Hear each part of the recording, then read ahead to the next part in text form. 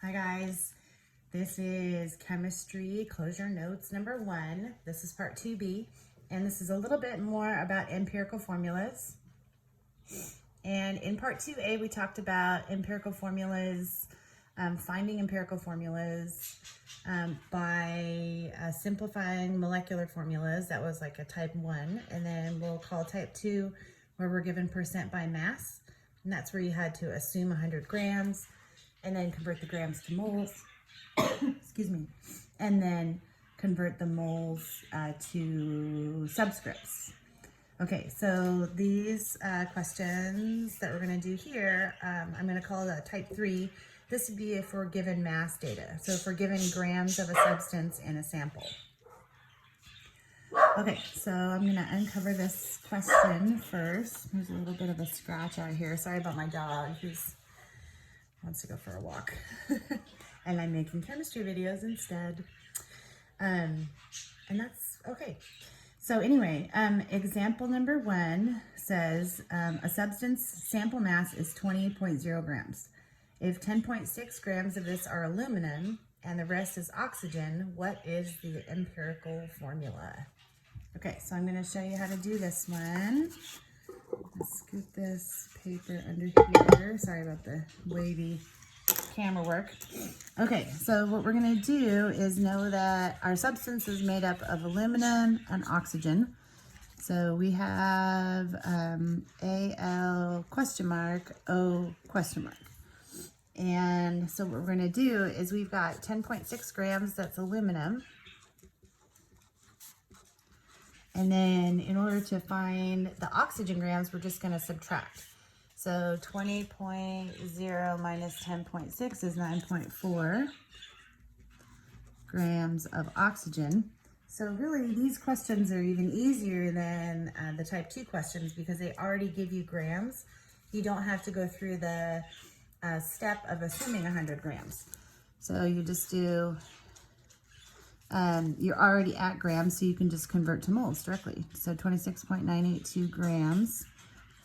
And then we would convert to moles with oxygen, molar mass. So we have 10.6 divided by 26.982.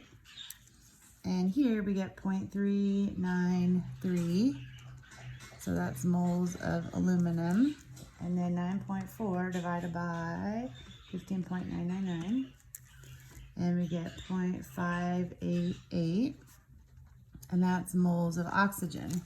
So our next step, once we're past the moles, is we're going to divide both moles by the smallest moles. So the first thing we did was find grams, and then we converted to moles. And then our third step is divide all moles by the smallest moles.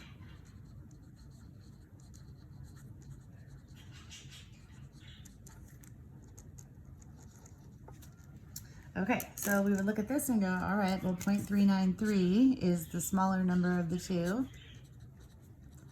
And if I divide this out, I'm going to get a 1 for the aluminum. And then 0.588 divided by 0.393. This gives me exactly 1.496. So we'll say 1.5 oxygen. So my answer comes up to be Al1O 1.5. But we can't have this. This is a big no-no because we can't have a 0.5 as a subscript. So what we're going to do is multiply everything by 2 in order to get these numbers to whole numbers. So the empirical formula comes out to be Al2O3. So if you run into a 0.5, keep it. Don't round up or down. Keep it, and then you multiply everything by 2 at the end. Okay, so that's our first example. And our second example looks like this.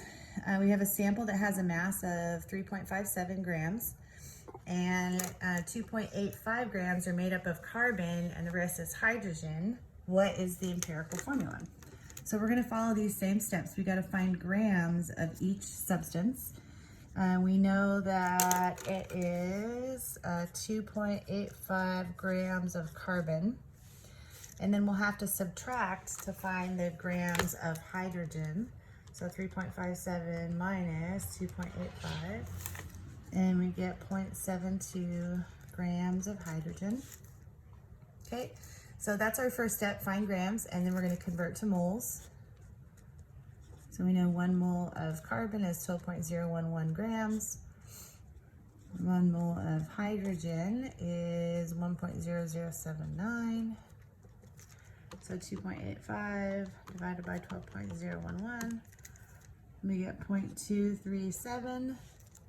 And 0.72 divided by 1.0079. And we get 0.714. So this is moles of carbon.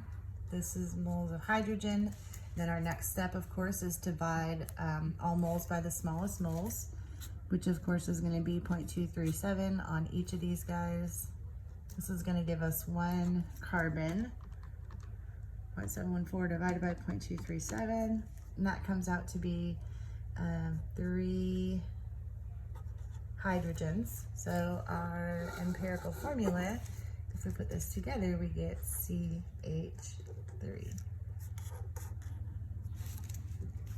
And that's it. Oops, maybe we'll get that back into the whole shot right there. Hopefully you guys didn't get too far off the page. Okay, so we have part 3 coming up, and that will be on how to go from a molecular formula to from an empirical formula to a molecular formula. And that'll be the end of the notes for part 1. That'll be the end of the notes number 1. Okay, thank you.